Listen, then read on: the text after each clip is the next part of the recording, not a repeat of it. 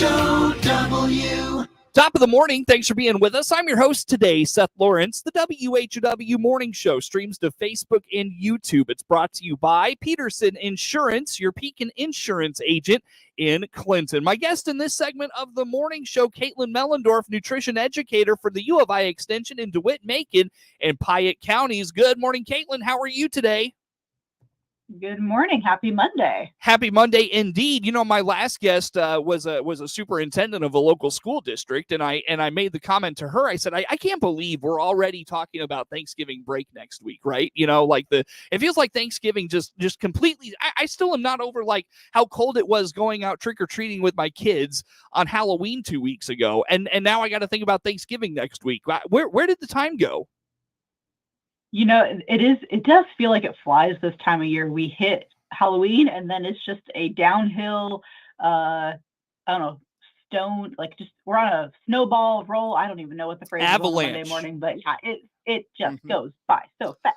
It really does. It really does. And I think your point is well made and obviously very, very accurate. It just feels like this time of the year flies by, while it can also feel like it takes not long enough at the same time. But anyways, Caitlin, let's dive into obviously thinking about Thanksgiving next week. We want to think about food safety as we prepare all this delicious food. We've got, everything from meats to breads to potatoes, vegetables, all these things, fruits, for those pies and all that. You've got all this stuff flying around the kitchen. You've got utensils all over the place. Let's talk some food safety things as it relates to Thanksgiving. What do you have for us today? So I think the easiest place to start is going to be food temperatures. So if you are a family that's going to do a turkey, your final temperature check. So when you think this turkey's done, you want to poke it in several places because the turkey is a very large bird. And your thermometer needs to read 165 Fahrenheit. And you're going to poke it usually in the breast, the leg, and then another portion kind of underneath the bird so that you can get multiple points to just confirm that all parts of the bird have reached that safe temperature. From there, depending on what you're going to do with other foods, we want to also look at the way that they're going to be held for your mealtime. So if you're going to do a potluck event where everybody's bringing food, or you are the person doing all the dishes and serving that food, are you trying to keep all of that food hot, or is everybody eating together at the same time, at the same table? So depending on what you want to do can change how you present that food. So if you are doing a potluck style event where people are bringing lots of dishes, invite them to bring foods in slow cookers so that you can leave it on a warm setting or even a low setting, or have oven space available for you so that you can have maybe a row of rolls in there and green bean casserole and some different items that can stay hot while everybody's coming in at different times. Some people might be coming in, an hour before. Some people are coming in, just a couple minutes before meal time. But if you are a family that's doing just one sit-down meal and everybody's eating the same foods, you may not have to worry so much about how you're going to hold that food hot because everybody's going to eat at the same time. There's only one meal being prepared. So in that case, you can just use any of your normal kitchen equipment. You can pull it out of the oven or out of your slow cooker. And since everybody's eating together, you don't have to worry so much about how you hold that equipment. So final cooking temperature of your turkey, 165. And then depending on how you want to serve that, think about, do you have equipment to hold food hot? If your meal is going to be kind of a mishmash of people bringing in different dishes at different times, how do you keep that food hot? Or alternately, cold enough. So make sure you have refrigerator space, or even if you've got, I think in the Midwest, we're pretty well known for our garage refrigerators and freezers. So we can always stick some extra things in there to keep foods cold if someone's bringing a salad or a side dish that is going to be cold. So we'll start there. And then the other thing is appropriately thawing your turkey. How in the heck do you do that? So probably your safest bet is going to be in your refrigerator if you have space. If you don't have space, there are ways to thaw your turkey outside of your refrigerator. And what that involves is putting that turkey in a large basin of cool water. So we're not looking at hot water, just cool water out of your tap. And you're going to change that water every 30 minutes, which is going to be a pain in the butt if you've got a huge turkey that requires multiple hours of doing this. So you may want to set some alarms throughout the day. You're changing that water out every 30 minutes. That's going to make sure that all parts of that bird are thawing safely and you're not getting hot and cold spots. You're changing out that water on the regular. Once it's thawed, you can go into the cooking portion of that, whatever you're planning to do. I know we talked off air before about, do you want to fry your turkey? Are you going to use a slow cooker or a roaster or your oven? So making sure that once you've got that, pat it dry, add your seasonings if you're going to stuff it, or add just other types of like non-traditional stuffing. So maybe like a slice of lemon or some herbs and garlic in there. And also thinking about the spread of germs across your kitchen, working with this raw meat. So washing your hands regularly anytime you want to change a task. So if you are working on the bird and then you're going to start working on sweet potatoes and mac and cheese and stuffing, making sure you're washing your hands regularly every time you change a task.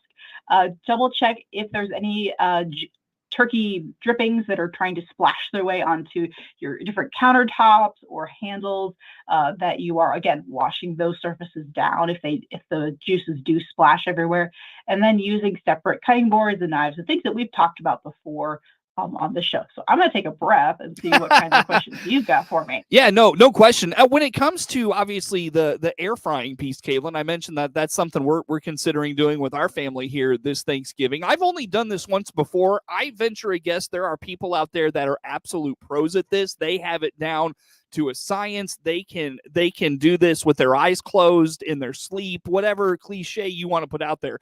Obviously, I'm a novice. So what do I need to know about safety when it comes to deep frying the turkey? And as you were talking, I was sitting there thinking there's a big, kind of concrete open area in my parents' backyard. I could probably throw the air fryer right in the middle of that, and probably be safe. What do I need to know about deep frying? I think I said air frying, deep frying a turkey this year. Yeah, so you're spot on. Similar to when we've talked about grilling, find a space that is away from your house. So a nice, sturdy, flat surface, so like a concrete pad, your driveway. Make sure you're not close to your house. You are going to be working with very hot oil. So find that flat surface. Look at the size of your deep fryer and compare it to the size of your bird. You don't want to add too much oil to that deep fryer, because when you add the bird, it's going to push that oil level higher. So you may want to even just do a quick water check, add your bird to the deep fryer, fill some water, pull out that bird and kind of see what the level is on your pot that you're going to be frying in, so that okay, this is how much oil I'm going to add, because you'll get that displacement when you add the bird. 100% thaw your bird thoroughly.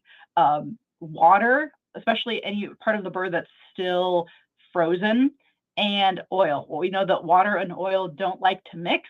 And when you've got hot oil and frozen water, that's a great mixture for an explosion. So we don't want that. Also, look at the type of oil that you're using. So a high smoke point oil. So peanut oil, corn oil, sunflower oil, safflower oil is pretty high smoke point, are great. We're not going to be frying in olive oil. It's got such a low smoke point that you're going to get really off flavors, and the oil is going to start to burn before that bird finishes. And then, of course, check around if you've got kids or pets that are wandering around. Make sure that they stay away from that area. Mm-hmm. Great stuff. I'm glad you brought up the oils, because that's what I was thinking is, I've gotten into using like sesame oil, avocado oil for other things. I know that those burn different, so I'm really glad that you did a breakdown on those things as well. Caitlin Mellendorf, nutrition educator, U of I Extension, our guest here on the phone for today. Caitlin, we talk about this a lot with the grilling season. Obviously keeping those, because you're working with so many different things, I'm sure. In terms of just the surfaces themselves, utensils, all those things, there's probably going to be a lot of crossover. Like, you're probably going to have to wash one or two things, because you're going to need it from one recipe, one preparation to the next. Let's just talk about those things and not contaminating our food or our utensils and making the whole house sick. How about that?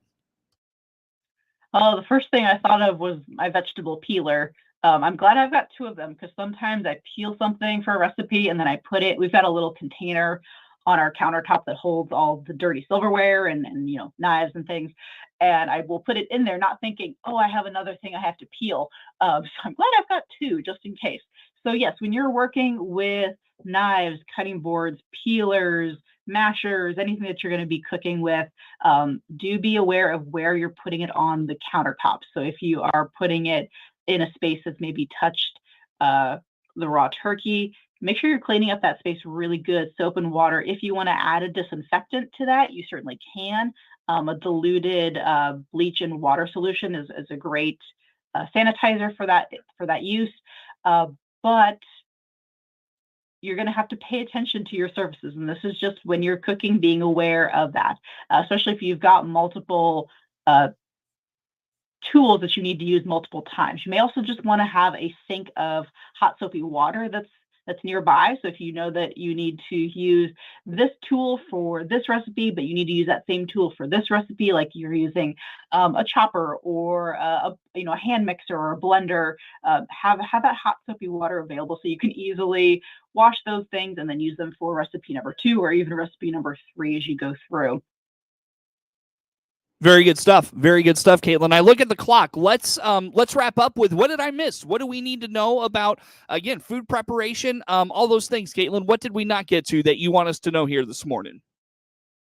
So I'm super excited to update everybody that our old Turkey for the Holidays website has been updated. It looks beautiful now. We've got everything updated with new colors, and everything's just kind of reorganized and matches our site. So it gives you tips on how to choose a turkey, how to thaw safely, including cooking, and a ton of different styles of cooking turkey. We have side dish recipes up here. So if you're needing some inspiration for something different this year, go there, as well as food safety information that we've been talking about. And then if you have kiddos that are going to be at Thanksgiving, we've got a couple of free downloadable activity books. So there's coloring pages that are Thanksgiving themed, some different games on paper. So if you need something to occupy those kids, or even, are young at heart adults, you can go hang out there. And that website is extension.illinois.edu/turkey. And all those resources are there for you. Caitlin, great stuff. Let's take a time out here, come back some more. Caitlin Mellendorf, nutrition educator, U of I Extension in DeWitt, Macon, and Piatt counties, our guest on the phone. More to come with Caitlin on the WHOW Morning Show. WHOW. The one thing between you and a bag of America's #1 soybean brand, the single tear strip that takes less than a second to open.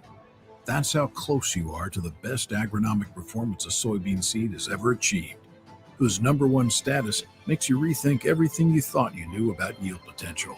Go ahead. Have at it. Pioneer brand A-Series soybeans. #1 for a reason. Visit pioneer.com/performance.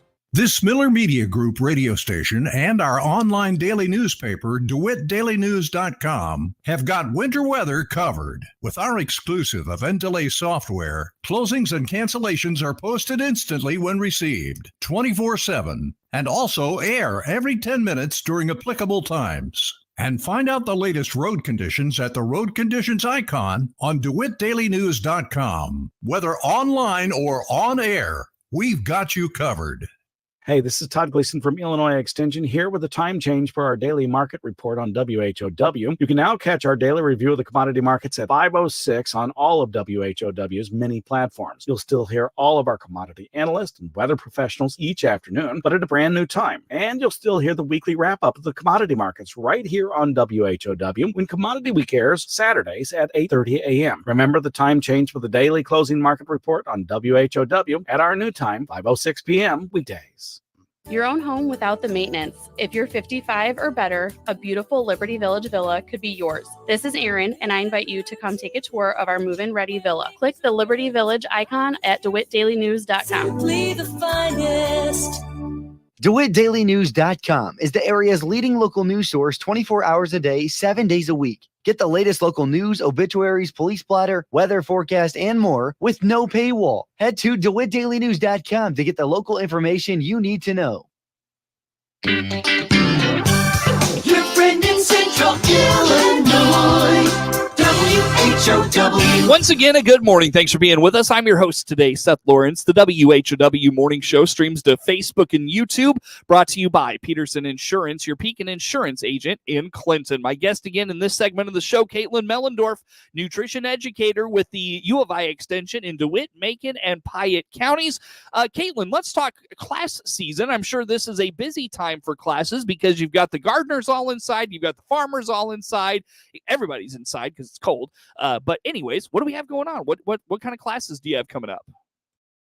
You know, it has been an air frying kind of year. I've had so many requests for this appliance, and so we've been having classes all through the summer and into the fall, and we've got a few more right after Thanksgiving. So for folks that maybe I don't know if a lot of people do gifts during the Thanksgiving holiday, but if you get a new one or if you have one that's been sitting in a box for a while, it's going to be a great time to get that out, come to our class, learn about how to use that, and just have it as another tool in your toolbox of kitchen appliances.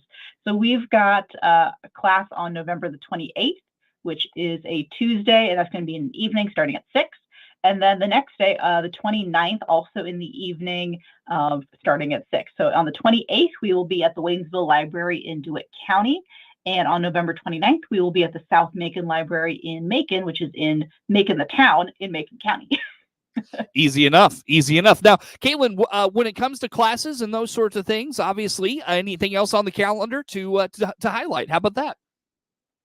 So unexpectedly, I will be at the library in Maroa December the 12th, and we're going to talk about canning, which is not a topic I usually do in the middle of winter, but hopefully for anybody that's interested in learning how to water bath or pressure can, or this class is also designed for folks that have been doing this for years and really just want to hear some of the updates and changes that have gone on in the last decade or so of canning. It will be at the library at 4 o'clock, so it's an late afternoon class. And then we've got a class that is going to be in our Educator office in mid-December, which is going to be Baking 101. So we have teen teachers, which is part of a 4-H program. So if you want to learn how to do baking, this is definitely a youth-focused program. So really fun activity and class for the holidays. So that'll be a series December 4th, 11th, and 18th. And you can sign up for any of those classes or read more information about them at go.illinois.edu/DMP for DeWitt, Macon, Piatt. Or you can always call one of your local offices and learn a little bit more about each class. So 2 things, Caitlin. I don't generally make embarrassing revelations on the air. Largely my existence is embarrassing, but that aside,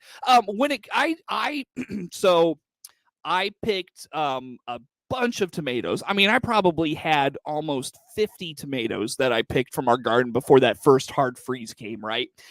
And I didn't want them to go bad, but I didn't know how to can. So I just put them in a Ziploc bag, threw them in the freezer, and now I'm pulling them out, kind of one at a time as I need them. And they're very difficult to handle. They're very, especially when they thaw, they're really juicy. They're not easy to cut, easy to mash. Like if I want to make like a chili or something of that nature, like I'm making some homemade spaghetti sauce tomorrow night. Easy. That's great. It's not hard to use those. What did I do wrong?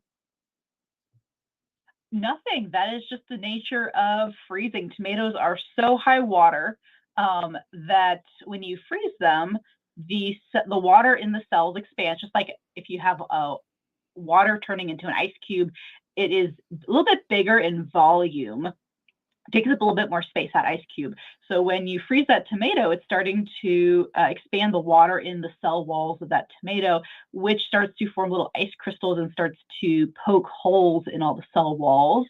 So when that tomato thawed, it is releasing a ton of water. So freezing is unfortunately just not a great option if you want to get a nice slicer tomato for like a sandwich. You're never going to get a great tomato from the freezer that way. You're going to have to eat it fresh, or you could always try it dried if you want to maybe add the dried tomato to like the mayo and kind of make like a flavored mayo with the tomatoes, or just kind of try to rehydrate them a little bit. But no, you didn't do anything wrong. That's just the nature of freezing some foods. Very good. So when I do that, I should plan on not having a cheeseburger or a chicken sandwich with a tomato then, basically. No, I mean, the spaghetti sauce is a great option for that. Yeah, anything cooked with tomatoes and putting those in the freezer, yeah, that's a great way to use those up. But yeah, unfortunately, you're not going to have a great time with a fresh tomato on a burger. Good. Well, that's tomato on a burger. You made me feel a lot better about that. I felt like I totally just messed it up. Like, oh my gosh, this is such a rookie move. It's not even a rookie move. It's like it's like amateur. But anyways, so I feel much better about that. Second confession, Caitlin, as you were talking there, I was thinking about I'm going to make potato soup tonight in the slow cooker, and I realized it was my kid's birthday yesterday, and she wanted a breakfast of bacon and eggs, and so I used like half the bacon that I had, and so now I have to go to the store and get more bacon. So that's neither here nor there. I just had to put that out there for you that like I'm actually going to use the slow cooker tonight, and I don't have everything I need for the recipe. So anyways, Caitlin, where do folks go for all things? We talked Thanksgiving food safety. We talked meal preps and classes and those sorts of things at the extension here this winter. Where do folks go for all that information? Yeah, so if you want to look at our resources at the state level, so our Turkey website is based on our state website, so extension.illinois.edu/Turkey. And if you're looking for upcoming information and classes locally in DeWitt, Macon, and Piatt counties, you can hang out on social media, on Facebook and Instagram, or you can come find us on our website at go.illinois.edu/DMP for DeWitt, Macon, Piatt. Very good. That is Caitlin Mellendorf, nutrition educator, U of I Extension. Network News is now. With SRN News, I'm Bob Agnew.